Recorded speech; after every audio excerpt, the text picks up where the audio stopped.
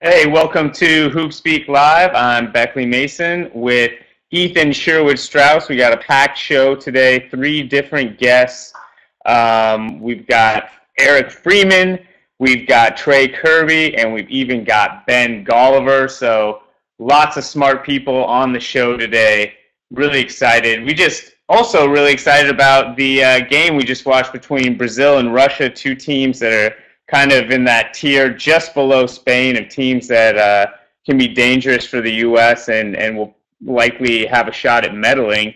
What do you think of the game? Oh, it was amazing. I loved it. And I'm increasingly, like everybody else, falling in love with Russia. I don't know if they even play a style that is better because I don't know how to quantify styles, but I do love seeing Shved just swag out and try to create his own Eastern European and one mixtape. It's quite enjoyable combined with Karolenko, though he wasn't fantastic in this game. It's nice to see Karolenko with his sea legs back under him. He won the EuroLeague MVP last year, and he seems to have recollected himself. So that's my favorite team to watch so far. Yeah, one thing I noticed about Russia that's really exciting is one, they have a lot of different guys who can dribble, but they also do a great job of cutting off the ball when Shved penetrates. So there's a lot of sweet little dump offs to cutters coming in and finishing, and then Karolenko is such a weird, fun person to watch because I totally forgot how smooth and quick he was. Yes, but he's really looked good, and I don't think he's going to be averaging 25 points a game, which is what he's been doing in the Olympics when someone like LeBron is guarding him. But certainly it looks like the Timberwolves have two very viable NBA players playing for Russia right now. So I don't know. For me, it's just like with college. Every time I'm watching the Olympics, yes, it's fun, the patriotism, whatever, but like I'm really just scouting these guys to think about how they'll look in the NBA. Oh, I was staying up late last night, super disappointed to see Jonas Valanciunas just riding pine. It was a bummer. That's the main reason I'm checking this out. The other thing that was a bummer was kind of his play. I don't know if it's time to panic in Raptor land, but the early returns on Valanciunas in the international competition, I don't know. It's a little shaky so far. Well, he is 20, isn't he? So I mean, still developing in major ways. I don't know. I've liked his physical kind of his willingness to have contact, run the floor, set good screens. I think he'll be able to do some of the really basic things right away. He's just such a mark, though. I know he's young, and they don't come in playing great pick-and-roll defense, but when he runs on top of the perimeter past the three-point line, he's just this meaty target for somebody like Tony Parker to run into and get a foul. And you can see he's terrified. So he should improve on that going forward, but it's definitely a point of improvement for a young Valanciunas. Well, and let's just get right to the heart of it. The only player on the U.S. that we're scouting, that we're excited to see really in a game-to-game way is Mr. Anthony Davis. Wait, what do you mean we? You're off this crew. You believe differently. You don't feel like the rest of us who are into this. You're your own Anthony Randolph hater, running your own bandwagon. Anthony Randolph. See, now we're just bleeding your weird neuroses together. Oh no! Coming out. Oh, what a terrible Freudian slip. Oh my God, what a terrible Freudian slip. I just don't want to do the rest of the show, Beckley. That's quite all right. I'm gonna go. I'm gonna go make myself some lunch. Okay, just continue and explain your position on this. My heart won't really be in it, but just continue and tell us. All right, so my thing with Anthony Davis is I'm glad he's on the team for his sake because I think, I want him to be a great, great player, and I think that this will help him on that journey, getting to be around these guys all the time. I just don't really get why he's on the team from a Team USA standpoint. Either he's good enough to play, and he's their third big man, kind of center, power forward, true power forward, big man, and should play, or he's not good enough to play at all. And then it's like, why is he even on the team? It's not Team USA's job to develop, the formerly owned David Stern's #1 pick. Well, I think that Don Nelson just needs to give him some playing time, and he's going to work out the kinks, on the international stage. I don't get why Anthony Randolph is playing behind guys like Chris Hunter. It just doesn't make sense to me.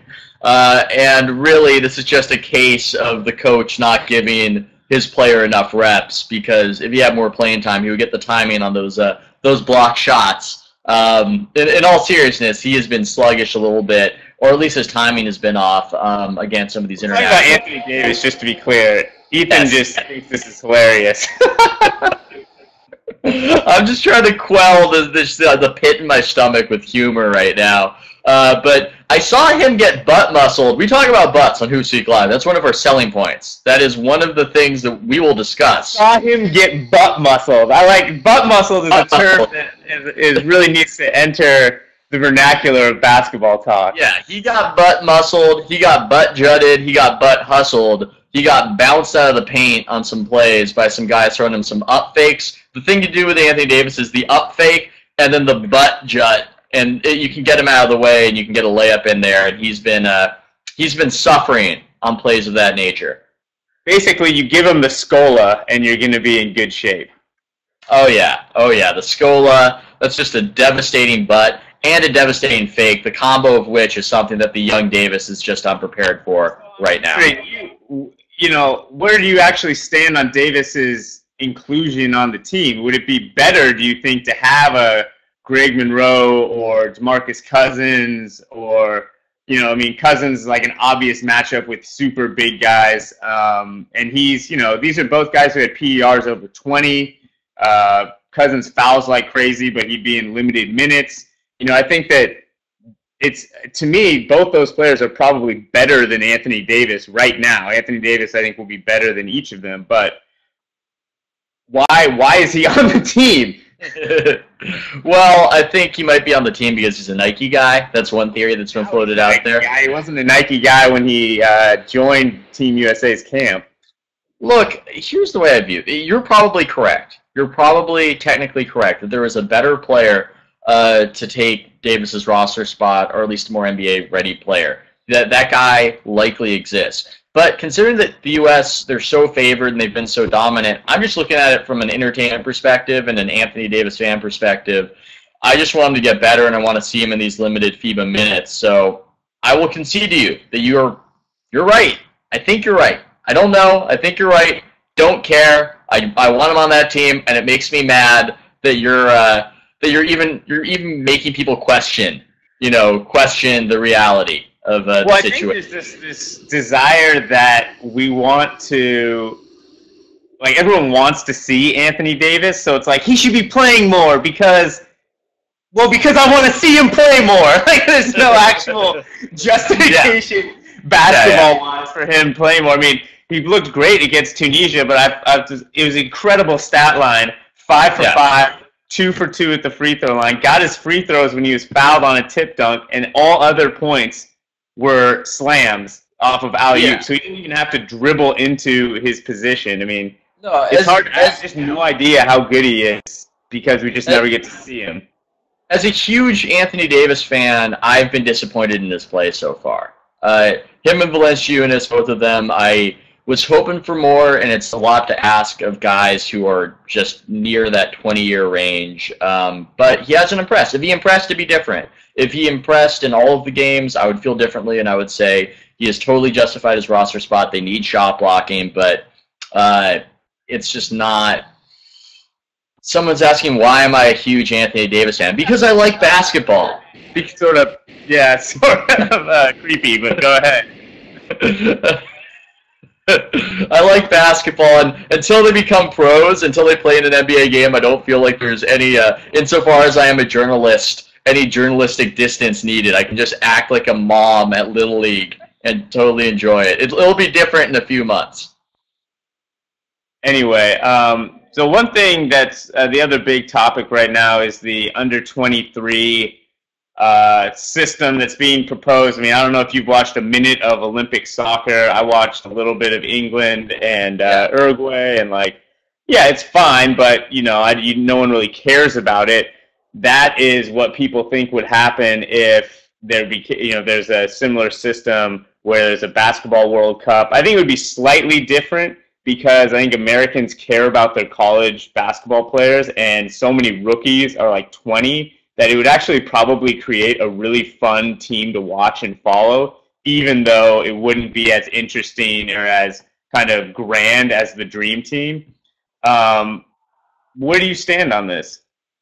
Well, first of all, I only am watching the 23 and under soccer when Great Britain's playing, because then the stadium's packed. There's a huge dichotomy between when Great Britain's playing and when they're not. Like their best player is 38-year-old Ryan Giggs, so that's also fun to watch because it's like the coach playing on the field.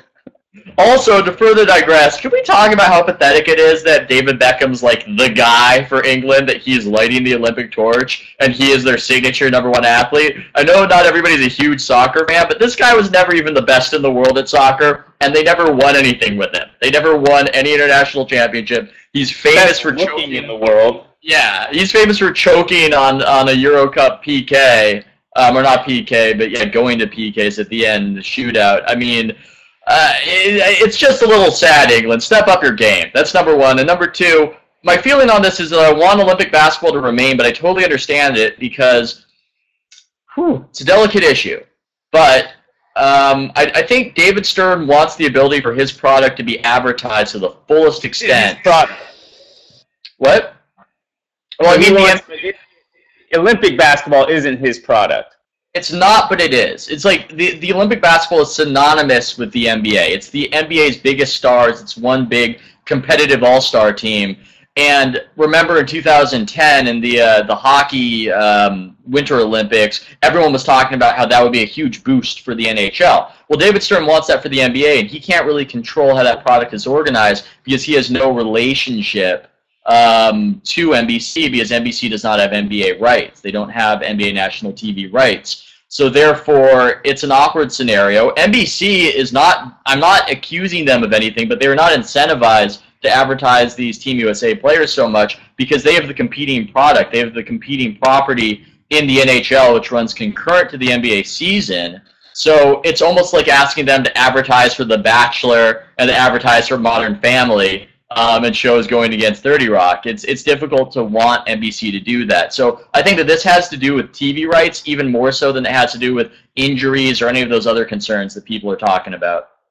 Yeah, I think that people are only concerned, NBA owners are only concerned about injuries insofar as it relates to the amount of money that they can make. I mean, they're not like interested in injuries because of charity or because they just really want, these guys to be healthy and happy. They're interested in injuries because they don't want to lose their meal ticket, which, is a fine concern, but it's also, if you want that to be a part of it, get that in the contract.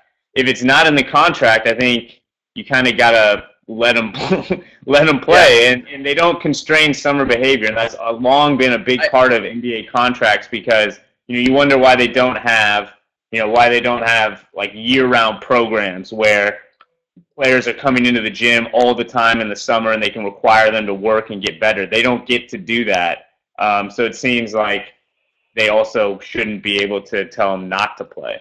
I'll tell you what kind of bugs me is the assumption by many, and it's a valid opinion, but that USA basketball just isn't exciting anymore because now we're good. Now we're good, so therefore it's boring. So therefore we're not watching.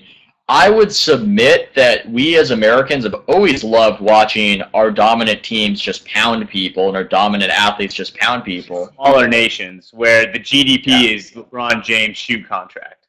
Yeah. Exactly. We've always liked doing this. We especially like doing it with the Dream Team. But I think that if the NBA wasn't on NBC, I don't think we'd remember the Dream Team the way we did, because you need that extra hype. You need the TV network associated with the NBA. Because I don't think USA basketball is inherently less interesting than Michael Phelps's lonely splishy splash, to put it in the most denigrative terms. I don't think that's the case, and I don't like people telling me that it is. All right. Well, let's go to our first guest. Second time on the show. Very excited to have him from The Score. It's Trey Kerby. What's happening, man?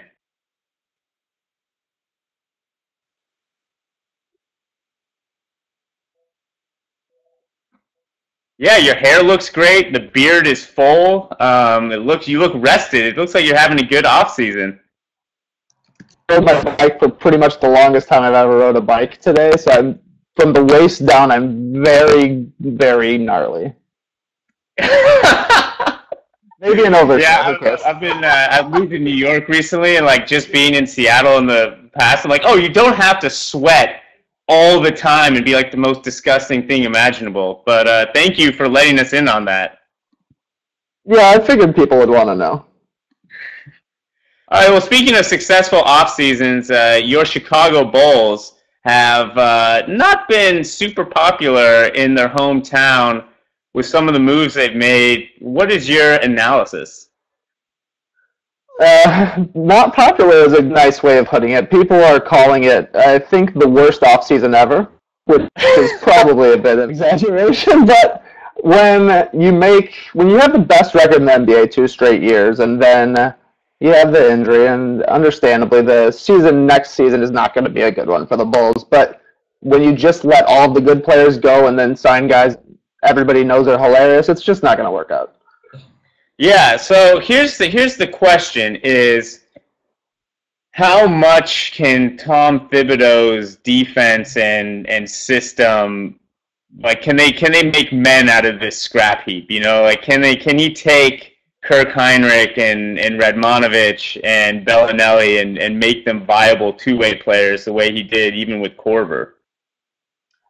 Well, I think he's a good enough coach, and I think that the talent on the Bulls is actually going to be good enough in the Eastern Conference that they're going to end up in a 6th seed. So their tanked season, if you will, is going to get them no draft pick. They're going to get a top 20, and maybe Derrick Rose comes back at the end of the season, and it's exciting, and they get some playoff money.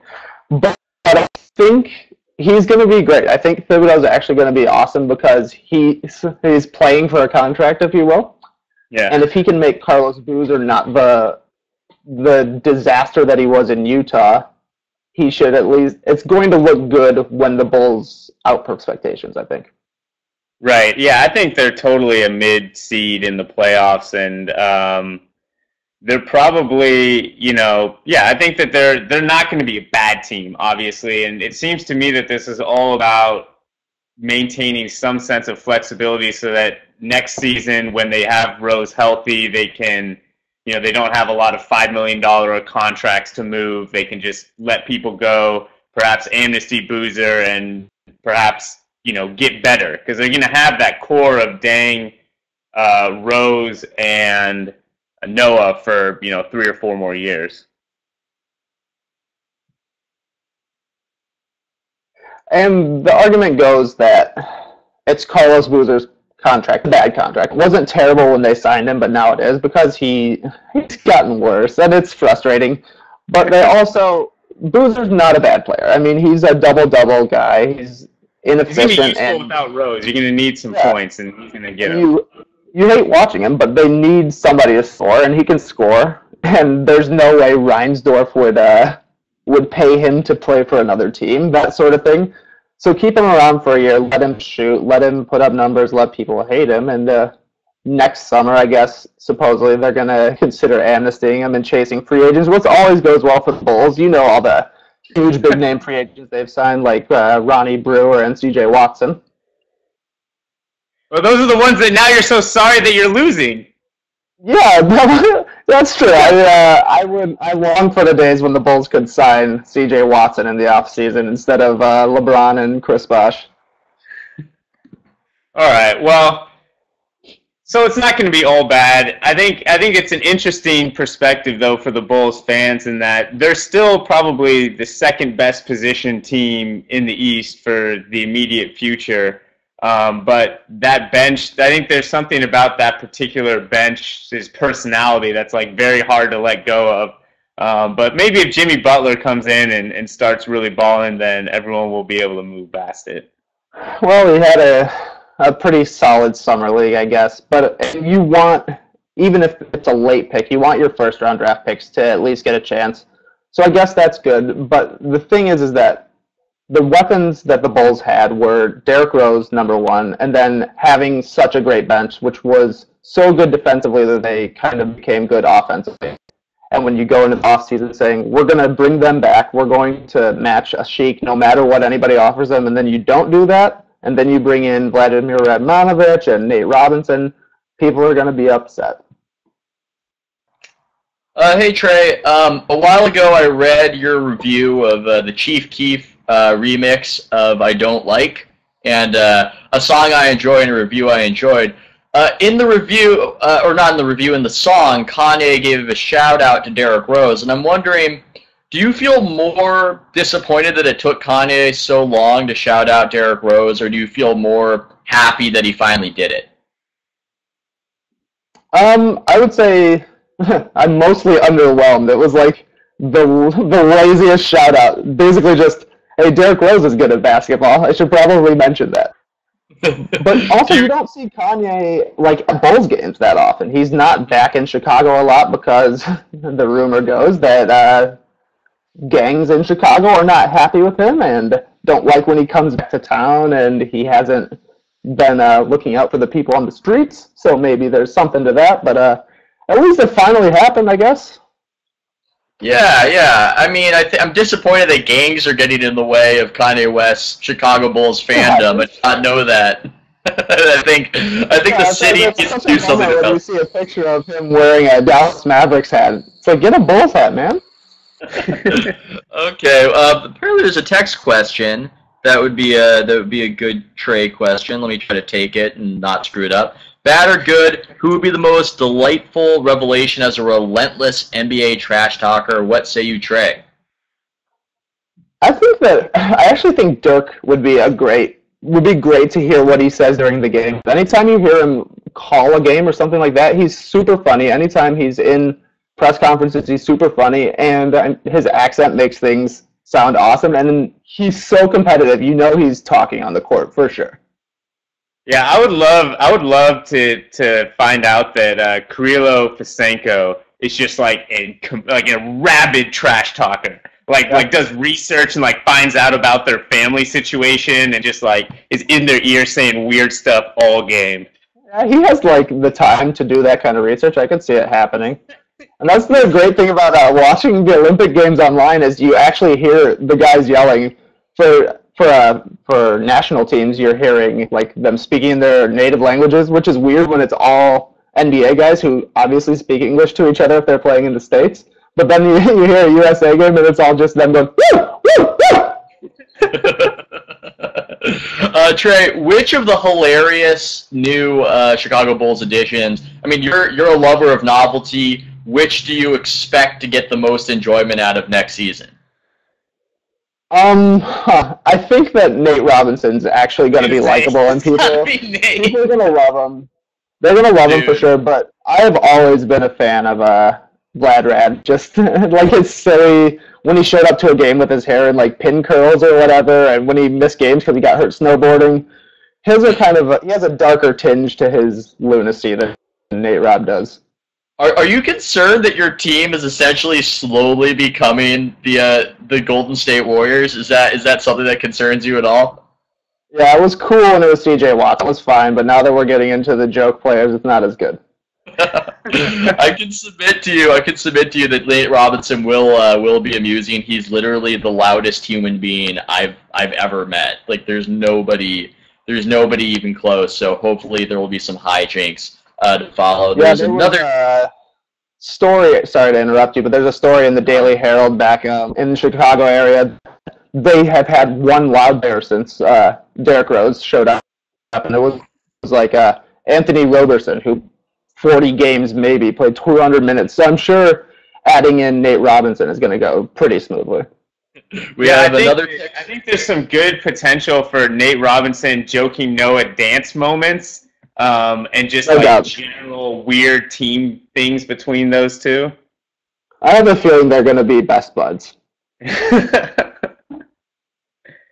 Yeah, no, this is going to be an interesting team. The Bulls like suddenly have a lot of weird personality. I remember this is like a completely unsubstantiated story. I was playing pickup basketball like randomly in Washington D.C. and This guy was like 6'5", came on the court, and he ended up being just like this awesome Serbian semi-pro who now works professionally in the U.S., who's grew up playing with Vlad, and was talking about how, like, he was like, you know, Vladimir's like a phenomenal player, just doesn't care at all about basketball. Yep. I was like, oh, he's going to get along well with Tom Thibodeau. That's going to be a perfect match. That's the crazy thing is that the Bulls have been like the most professional team for, like, outside of the Spurs and the Celtics, it's like the Bulls have been the most professional team in the league for 2 seasons. And like their superstar is a hardworking, quiet guy. Their second guy, Dang, is like super quiet and hardworking. But then you're adding in literally guys that everywhere they go is like, I just wish he would just play. I just wish he would shut up and play hard. So, I mean, I'm sure that will be a cool addition. I know I'm trying to show off all my pathetic Warriors info and inject it into this conversation, but to follow up on that Vlad thing, I once saw a Warriors shoot-around where I'm watching Steph Curry go to work, and he's really serious, and he's shooting from all parts of the floor, and I look over at Vlad, and he's just tossing minute bull shots over his head and just giggling. Just wildly giggling and just over and over again throwing minute bull shots and laughing maniacally. So we'll see how it goes over in Chicago. He's certainly a player with some talent, but that's just the Vlad memory that I had to contribute. Yeah, I'm actually looking forward to a switch up from Scalabrini, a guy who was like funny because he was the end of the bench guy and he looked hilarious, to a guy who is just doing stupid stuff all the time. That'll be fun. Yeah, I mean, as the Bulls, you know, if they're not going to be a top like 1 or 2 team in the East, they might as well just get, you know, like become much more entertaining. I think that fans should be thankful in that way that at least they're not going to be a boring 5 seed. They're going to be like a weird 5 seed. They're not going to be the Hawks, you know? Yeah. All right, man. Well, thanks a lot for coming on. This was awesome. You weren't lying down in your bed like you were last time on the show, but this is still working out just chairs here. All right, take it easy, man. Yeah, thanks for having me, guys. No problem. See you, Trey. All right, that is Trey Kerby of the Basketball Jones.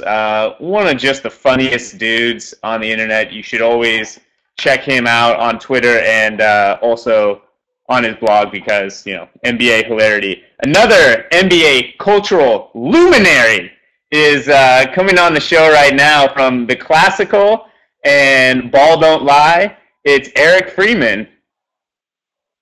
Hi, guys. How's it going, man? Eric. I'm doing pretty well. Happy to be on. Yeah, this is the first time, right? Yes, this is the first time. All right, cool. I felt unloved up until the other day.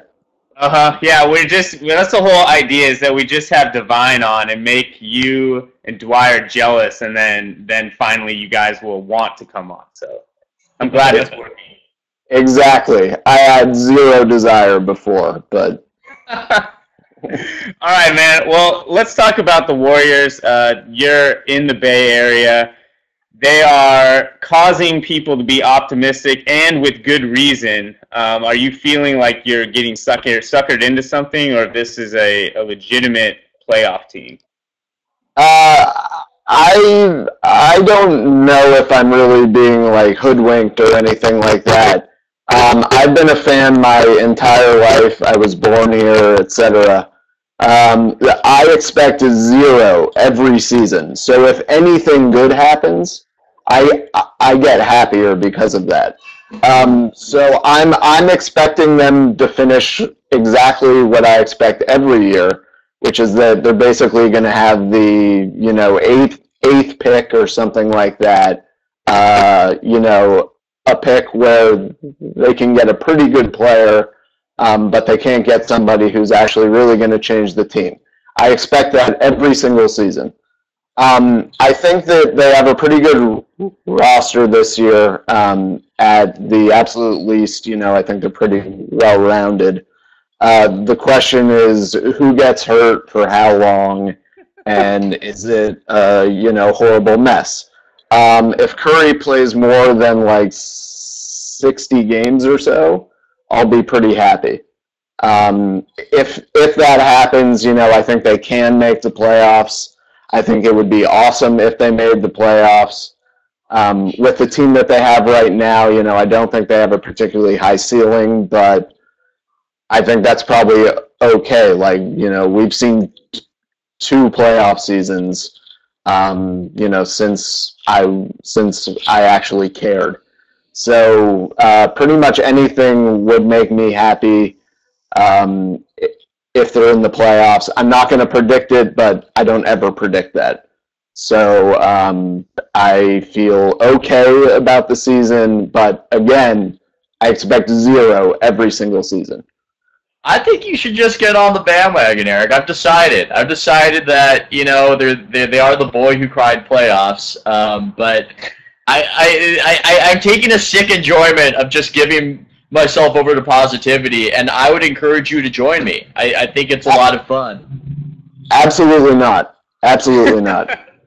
Well, the whole franchise, you could argue, could be turning around on their magnificent tanking last year that, they finally got, they were able to get the break that, the Warriors never get, and they got Barnes, which is a great pick at 7, and no longer Pennywise Monte.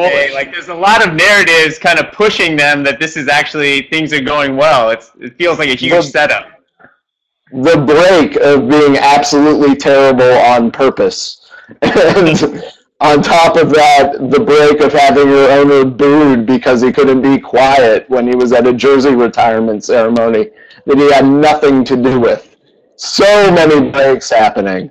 I would submit this to you, Eric. I think that it's not a break. I think that's a breakthrough because the Warriors are just addicted to selling, just polishing turds and just trying hard when it's not advantageous. They finally said, we need a long-term plan, and that long-term plan is to suck game after game until we get this fixed. So I think that this represents a turnaround, and it's why I'm on the bandwagon. Well, I don't know. I mean, I think they're kind of polishing turds now also, but they're, okay turds that don't really smell that much. I mean, you have a situation right now where you have a guy like Klay Thompson who's really good, I think, but he probably isn't going to be an all-star at some point, and they act like he's this awesome player who will be our main guy for years and years and years, and I don't really see that happening. I'm optimistic about the fact that they might be okay, but I just can't expect too much. And I agree with you on Klay Thompson. They've moved on from Curry, who I actually think is really good, to the ridiculous hyping of Klay Thompson. But a particular ridiculous hyper of Klay Thompson right now is focused on the Olympics. I'm enjoying it. I just want your review so far of having Bob Fitzgerald announce the Olympics. It's so weird. What do you think? Well, you said the other day, I forget where, it's weird to see him announcing actually good teams, because I'm so used to him where he's on and he just keeps saying over and over again, the Warriors have cut the lead to 12. They're 8. Single digits! Yeah. He's polished so many turds over and over again. And to hear him on right now, he's the same guy. He has all the same ticks and everything, but these teams are actually good. Bizarre. Yeah, I would venture to say that he's a turd gilder. It's past polishing. He is a gilder of turds, and he is the best. And it's like you said, it's odd to see him hyping a really good team because it seems appropriate. Like, his tone is just in line with the talent. It makes me think maybe the Bay Area would actually like this guy and be more on his side if the Warriors were just better, which I think is going to happen next year. I'm on board with it. Well, he calls a pretty good game, actually. But he's just so over the top when he calls Warriors games. But, the Olympics are actually cool. So, when he announces these, it makes sense. Yeah. Hey, so on Team USA, to me, like the got people who are watching my family's. I'm home in Seattle. They're like doing the windows. It looks like. Anyway, if you see people walking in the background, the thing that's really fun about Team USA to me is like the non-superstars and them getting to do cool and interesting things. Russell Westbrook is like the most. I don't know. He's just like fascinating to watch in these instances where basically he has no constraints on his energy because he's only playing like 4 minutes at a time. To you, what have been the kind of little gems about watching Team USA, considering it hasn't been particularly competitive so far? I've also really liked Russell Westbrook. One thing that I really like is this idea that where everybody says, you know, new team USA, they understand the international game, they've adjusted to it. I'm not sure Russell Westbrook has even like adjusted to the NBA yet. So when you watch him jump out and play international ball, and he's going 100 miles an hour, and it looks like he doesn't know what he's doing, and he's good still, and it doesn't really matter, and like everything works out fine. Like it kind of, I think we kind of oversell how much all these players actually have to adjust because they're really good at all kinds of things. I've liked watching Anthony Davis too, but I mean, I think I would watch him playing pretty much anything.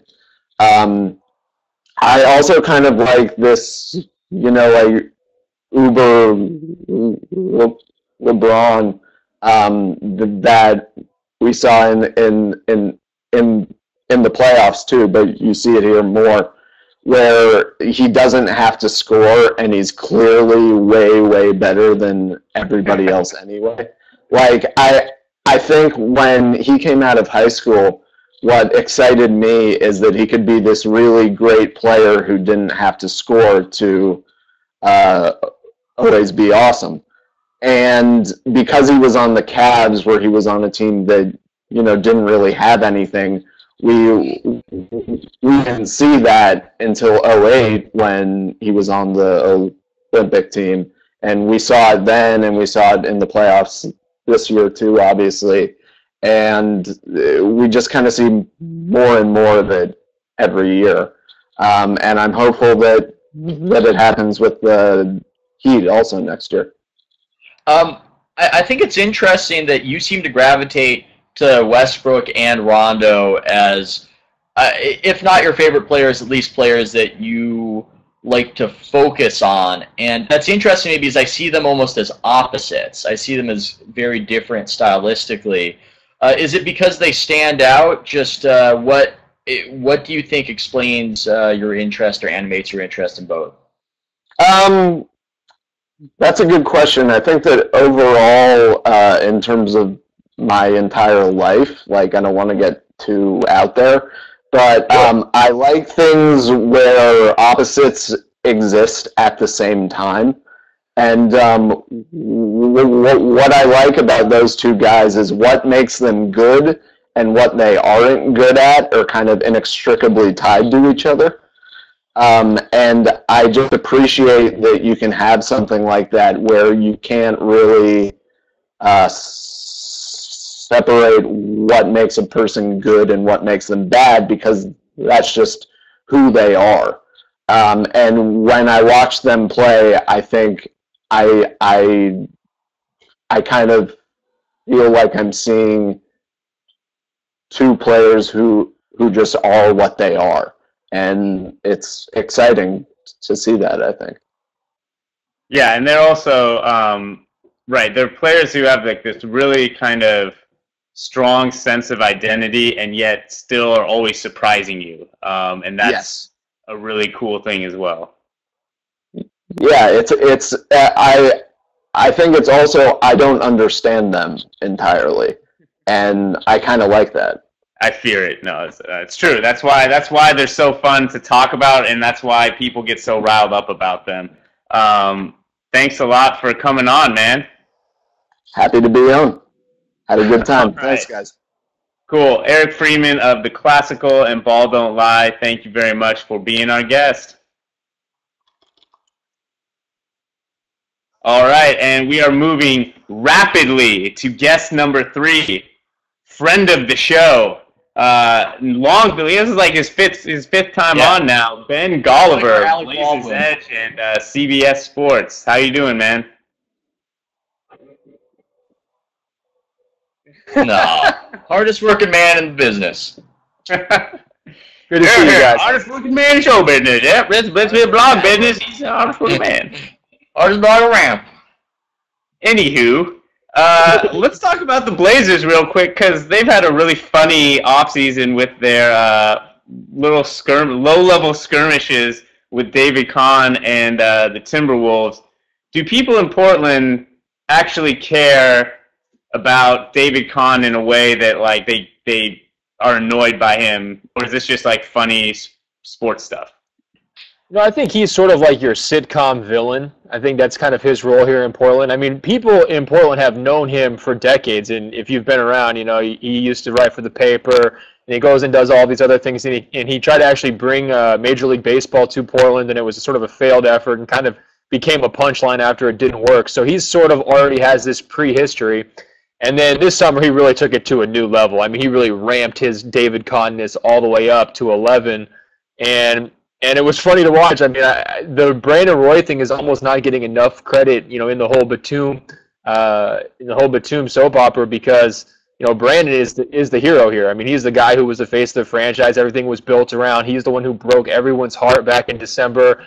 This comeback thing is really, you know, emotionally taxing for Blazers fans, and to have Kahn be the one who's just sort of gleefully there, you know, at the press conference, sitting next to him, talking about how excited he is to have him back. I mean, it's just a new level of evil that, you know, two Portlanders that I don't think people can really grasp. But yeah, the Batum thing was crazy too. I mean, all the back and forth there. To me, it was sort of a sideshow. I don't think I got into it as much as maybe some fans did in terms of, you know, believing the comments and all that. You know, it just kind of seemed inevitable that he was going to be back from the start, and he was just doing whatever he could to inflate his value. But, you know, Kahn was certainly a willing participant or a co-conspirator there, able to get him a huge deal. Paul Allen had to pay up, and, you know, we go forward. But, yeah, it's been a wild summer, and he really, you know, stepped into his full – I think it was almost like his blossoming. I think he's going to look back at a very proud 3 months of his life. And hey, it worked out well for his team. They had a good summer. I mean, you know, everything. I like the Kirilenko deal. Some people didn't. I think, you know, Brandon makes a certain degree of sense depending on, you know, how much they have protection against his injuries. Shved. I mean, you got a lot of things to like from this summer if you're a Minnesota fan. And I think ultimately, you know, Portland had a tough summer. You know, having to pay Batum. You know, not really having a good answer for how to replace the production from Brandon now that Crawford's gone. Angie lost her starting point guard in Raymond Felton, so you're kind of all in with Damian Lillard, and you're crossing your fingers. That's sort of where Portland is at this point.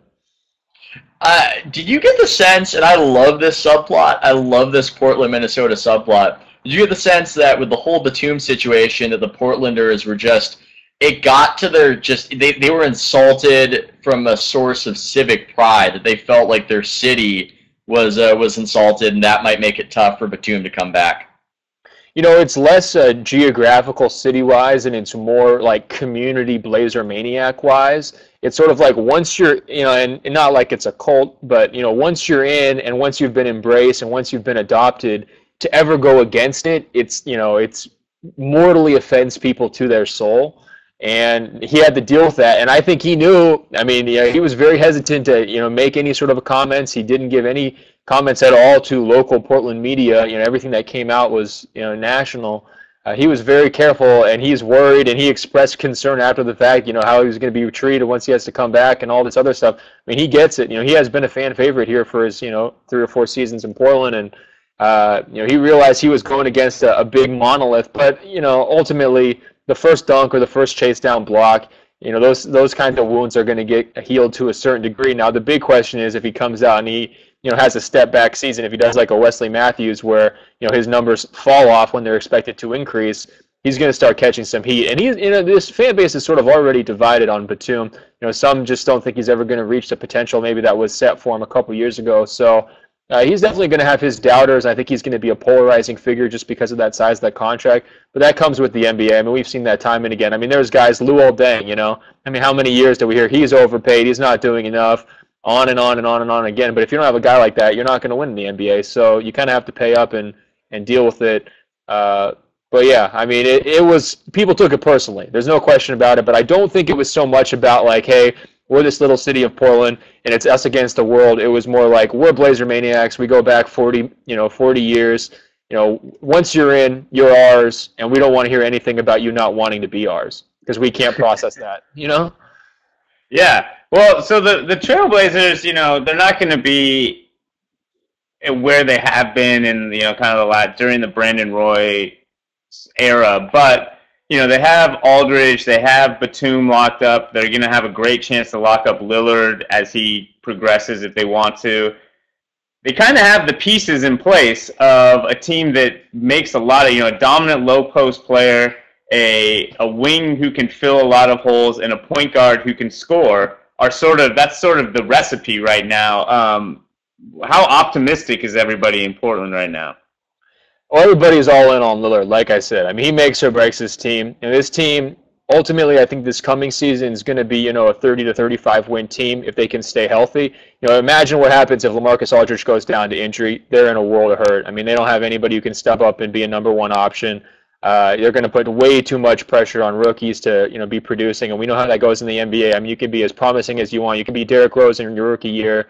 It's very difficult to win in the NBA. With rookies leading the way. So they're just going to cross their fingers that LaMarcus can play huge minutes and stay healthy. And they're just going to kind of, you know, build slowly here over the course of a couple of years, I think, is sort of what their plan is. You know, they're at an interesting crossroads, though, because the clock's ticking on Aldridge, right? I mean, he's entering his prime. He's at this point where he's wanting to win now, and they are really beginning year one of a, you know, not from the ground rebuild, but certainly an overhaul. And, you know, can you get it done in time to keep him happy? That's the big question. Or are you going to have to eventually 2 or 3 years down the road say, hey, you know, we've got to, you know, liquidate LaMarcus and we've got to build around Lillard. That's all going to depend on, you know, how well he plays. I think if he ends up becoming this blossoming star, this guy that they think can really be a big-time player, you know, a fringe all-star kind of guy, you know, ultimately it could be his team in 2-3 years if you look way down the road, just in terms of, you know, how old the core pieces are. You know, at some point LaMarcus is going to say, hey, you know, I'm in the same place that guys like Deron Williams have been, Dwight Howard have been. Not that he's going to make a big public spectacle about it because that's not really his personality, but he's not going to want to hang around for a bunch of 35-win seasons. Sure, but I think and the other thing is the Trailblazers don't have right now a lot of extra baggage, which gets to this point. Wouldn't most people consider losing Crawford and Felton a big plus just as an off-season move? You know, I think the Portland's an unencumbered franchise right now, which is both a good and a bad thing. You know, it doesn't seem like they know exactly what their coaching situation is long term. It doesn't seem like they have all the pieces in place, but they have. I mean, if you're a GM, this has got to be a team you'd be really excited to be, you know, taking forward, because this is the kind of team that you can kind of form into something really interesting. Yeah, you know, you can look at it 2 different ways. First, you know, with regard to that question about, you know, Crawford and Felton, sure, you know, I mean, ultimately your locker room is going to be a lot better without having those guys in there and you're building around young guys. But in the immediate short term, you're taking a step back basketball-wise when you're replacing veterans like that, guys who are proven, even if they're having crappy years, the worst years of their career, and they're getting their coach killed and everything else. You're taking a step backwards when you're replacing them with the guys that they replaced them with. So, you know, from that standpoint, you know, you could say good that they're gone, but you have to be patient about it. You know, in terms of, you know, your point about, hey, okay, is this a blank slate? Is this something you're going to be happy to build around? I think, yeah, if you're Neil O'Shea, you're happy that this is your team. You're probably not quite so happy that you didn't have any, you know, ability to, you know, do sign and trades on Batum or anything else. I mean, you're pretty much forced to match on a major deal, which is going to influence, you know, your flexibility going forward. So you had to commit to Nicholas Batum whether or not you wanted to. That kind of decision was already made prior to him coming in, I think.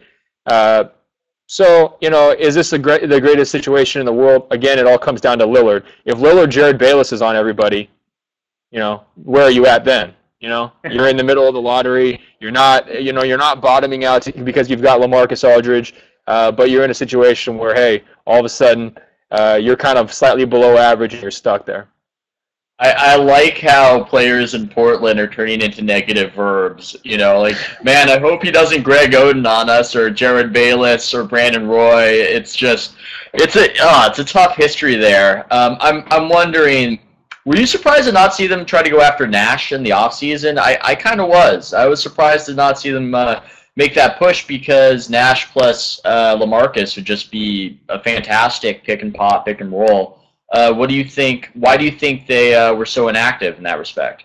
You know, they went after Nash previously, you know, in all the trade situations, and I think, you know, part of what they realized when he's an unrestricted free agent, all of a sudden he's got a lot more leverage. Why does he want to go there? And I think that probably they got some things, you know, early. You tend to get the kind of feelers from those guys, you know, if you're not really a serious finalist for me, you find that out pretty quickly. But also the other thing was that Paul Allen, the owner, fell in love with Damian Lillard. You know, I mean, he's sitting courtside game one of a billionaire. I mean, okay, right now for, you know, perspective, Paul Allen spent the most money of anyone to park his super yacht at the London Olympics so that he can have the premier party inviting Brad Pitt, Angelina Jolie, and Bill Gates, right? So he could be anywhere in the world. Invite Right you? now, Come on. No Gulliver invite? right now, that's where he is. 2 weeks ago, he was in the Thomas and Mack Gymnasium with like 1,000 other fans sitting courtside watching Damian Lillard, his little pet project, sitting there with his fingers like this, you know, taking it in firsthand because he's all in on that guy. I mean, that's his guy. You know, he was completely convinced that that was their franchise point guard of the future. They're Russell Westbrook. They're Derrick Rose. And so you can't really have him and Steve Nash and both expect them to play big minutes. That wasn't going to work either. So I think that they weighed that option, and they certainly chased him at the, you know, at previous trade deadlines. I mean, there was rumors constantly of the Blazers trying to go after Nash because it made so much sense for the reasons that you mentioned earlier. But ultimately, I think they said, hey, you know, we probably don't have the best chance to get him, and we've got a great alternative in drafting this point guard who our owner's obsessed with, and he's going to draft regardless of whether we want him or not.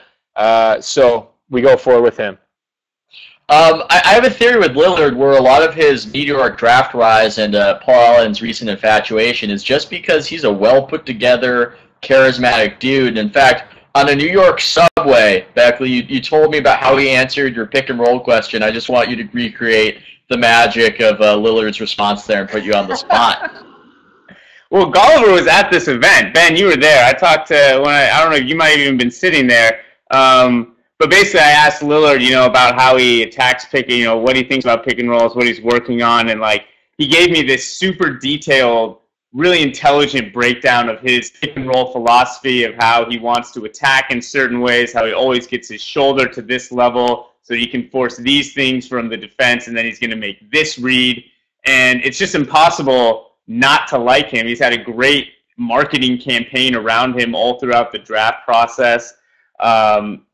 But he totally lived up to the hype in Summer League. I mean, I watched him. He's going to the rack, and big guys are bouncing off him. I mean, he really looked more physically outstanding than I expected him to. Yeah, he looked really good. And you're totally right in terms of his personality. I think part of what they're trying to replace when they drafted him is they're trying to replace that Brandon Roy pure savvy with the media. Where, I mean, you got to do a little bit of selling in this town if you don't have a good team. You know, people are sometimes a little bit hesitant. They'll hop on the bandwagon immediately as the first sign of potential. But remember all the crappy stuff they've been through. I mean, all the scandals with the training staff. You know, they released Greg Oden, a #1 pick, just outright released him.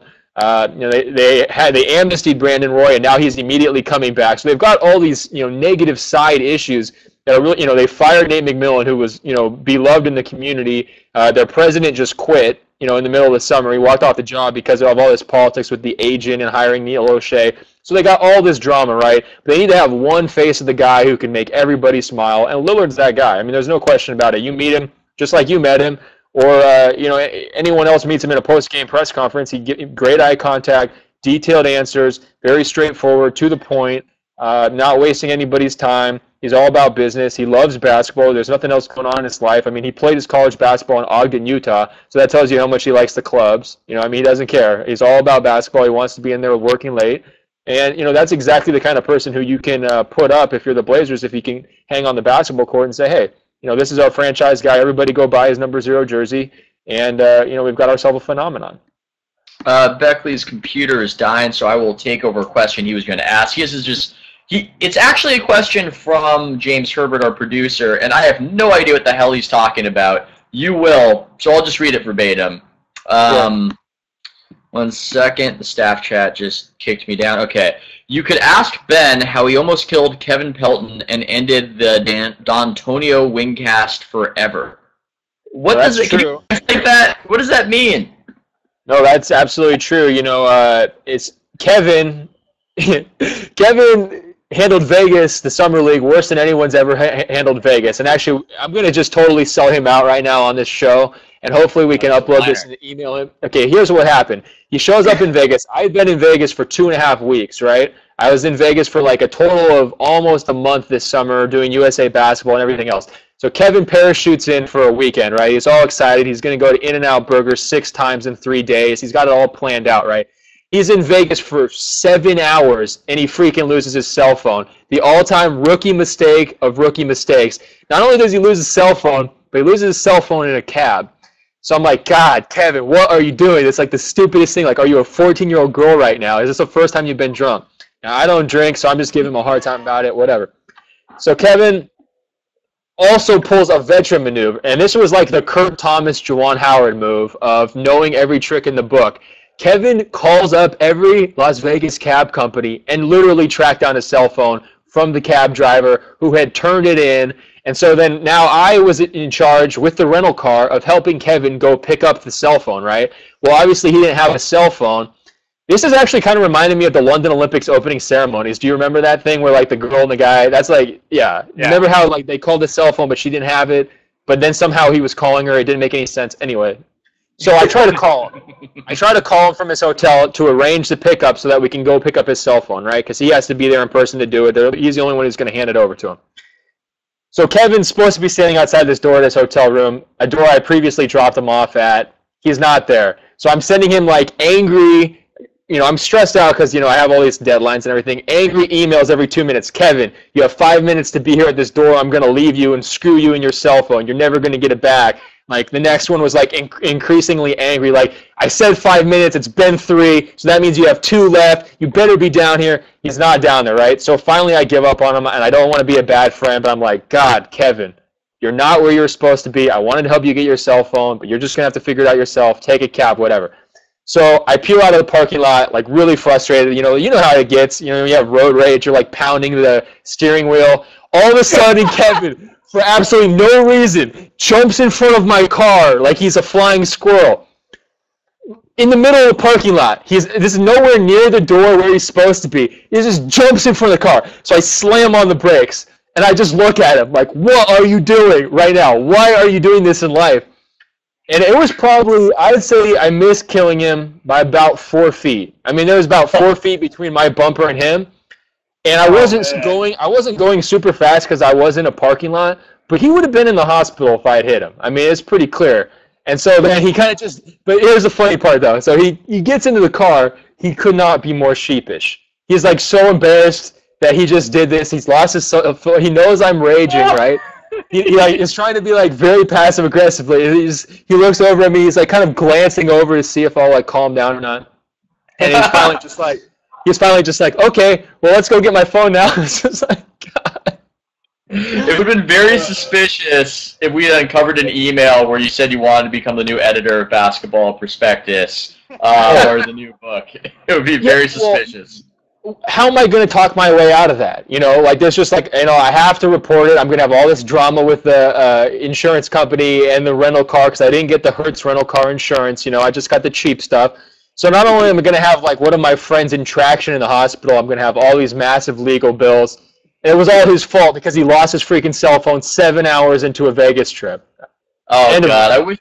I wish this had become a lawsuit between the two of you and just the recriminations and the, you lost your cell phone, you hit me with a car. It would have been, it would have been some insight into our little blogger world. Yourself with the car.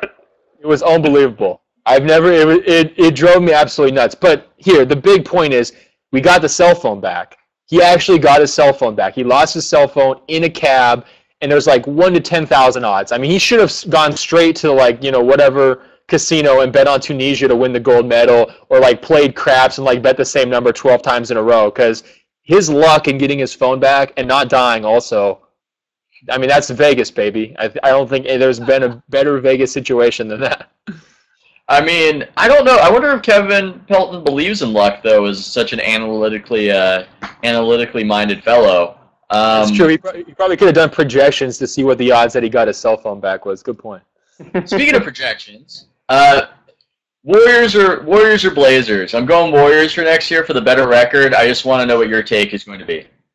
For sure. Well, I mean, the Warriors are at a point now where they can sustain probably about 2 major injuries. So as long as it's not 3, I think they've got the talent that they'll be better. But I mean, that's what it comes down to, right? I've already got my Stephen Curry ankle surgery post pre-written. It'll probably go up. Let's see, the season starts on like basically Halloween. So it'll probably go up right around Election Day. And then at that point, you know, they'll kind of have to pick the pieces up. But yeah, no, I like the Warriors on paper. I like the Warriors on paper every year. I liked them last year on paper too. I don't think I was probably the only person who liked them, but yeah, I mean, Andrew Bogut coming back, they got a lot of talent, but it's always the injuries. I don't think you were even wrong to like them because really they could have made the playoffs at a point and they just decided, let's get this pick. Like there was a point where it was still feasible. Oh yeah, and as soon as I saw what they were doing, the beautiful genius of the tanking, I was all over it for the Blazers because I wanted just to see ugly basketball. Because sometimes ugly basketball is just the best, especially if you're slightly below average. I mean, you just got to run it into the gutter. And so I was really campaigning actively for the Blazers to do that, not for any reasons for the team, but just for my own personal amusement. And they ended up doing that, and we got to see a lot of J.J. Hickson, and everybody thought he was good, and so it'll be interesting to see how it goes next season. But yeah, I like the team. I love the Barnes pick. I love the fit there. The Monte trade probably had to happen, so just for the benefit of all the secretaries in the office. And they're taking the cell phones this year. No one's allowed to have a cell phone. That's going to be the new rule. Yeah, if any of this, doesn't management, didn't Golden State management get in trouble? Oh yeah, it was Mark Jackson too. Oh man, can we get into the whole Mark Jackson thing? Only in a very oblique way, only in a very vague way, without specificity. I was actually on the local radio here. Slight brag, except not really. And I actually put it as when I mentioned the Mark Jackson thing, I just said, I think we both know what we're talking about. Like you can't. It's a weird thing here. It's like you can kind of mention it and at an angle, but you can't specifically talk about what happened in public. So you can't just come on and say, "Mama, there goes that man's pants." No one really cares about like Mark Jackson's personal life. You know what I mean? Like it doesn't, especially since it came out during the off season. I think that. I don't know. Nationally, I think people just were like, okay, he's not interesting enough for me to get riled up about this in like my typical puritanical way. I've never seen a team have so many of these incidents, as we call them, Greg Oden incidents in a way, where you have that with Mark Jackson, you have that with Monte Ellis, and then these pictures of Andres Biedrins just getting, we can't say specifically what the picture of Andres Biedrins is with him and Zarko Chabarkova partying it up. That name will never get, not funny to me. Literally, you just say it so deadpan, too. Like you're not saying a hilarious Susian name. It's a free Zarko situation over there. Look, Zarko Chabarkova, it's just one of those names that it's in my head because, I don't know, it was at a time when he was a notable Warrior for a year, and I had a fake ID that looked exactly like him, so it's just welded in there. Anyway, this is kind of unprecedented, and we can't talk about it on polite public media, but yes, the Warriors would seem to have an issue with cell phone private parts.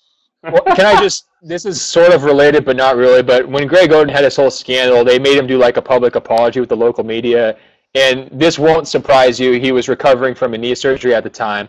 So he actually came out with engraved his cane. He had a cane, which, of course, you have all these, shots, and so then, he's got a cane, so now he's like Snoop Dogg or whatever. But his cane was like personally handcrafted wood with like little notches and everything. It was like, this was clearly like his thing. Like he had gotten this like really amazing cane. So for a while, there was like questions about the cane, like, so tell us about this cane. Like, yeah, we realize you just took your pants off and you're on the internet and everybody's laughing about you and Deadspin like ruined your life.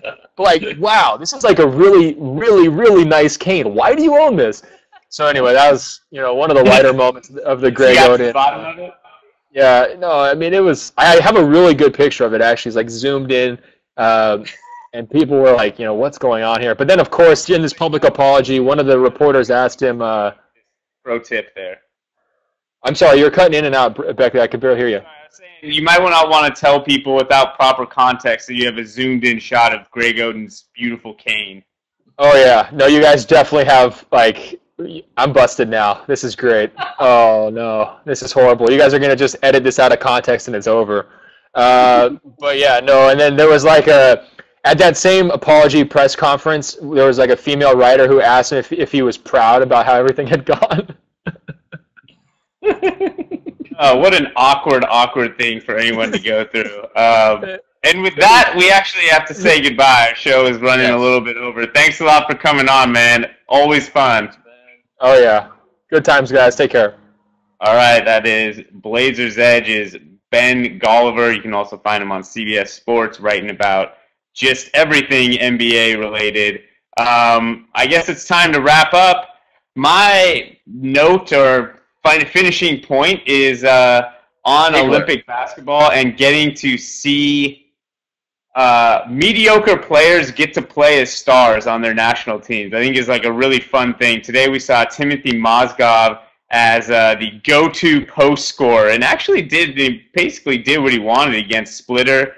Looked really good. I think it's interesting to see guys like him and Manu and Tony have teams basically that are just theirs and see what they can do. And you realize to a degree, getting the opportunities and getting the repetitions is a large part of what determines who's good and who we don't think is any good in the NBA. Yeah, I like it because you see these players who are just pretty good, and they almost become like in the Twilight Zone when a human being gets one of those little terrariums and they fill with a civilization. They're just gods. They're just controlling that team to that proportion and that degree. I'm going to make a sci-fi reference every single HoopSpeak Live. I think I've committed to that. My dagger smash noted, though, is the Olympics, not for me so much. I like the basketball, the other stuff, not for me.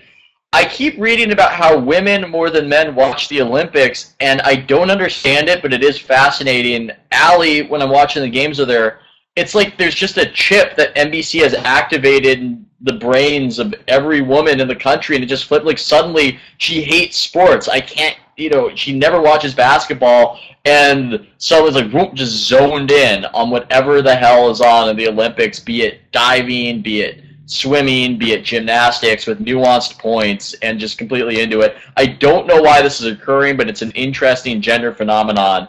And before we sign out, I'd even like your theories on it because I'm confounded. Oh, well, I think it's an event. It's not a daily slog of basketball. My girlfriend's not a big basketball fan, but if there's a big game or an event or something, then she's all about it. She'll watch the playoffs.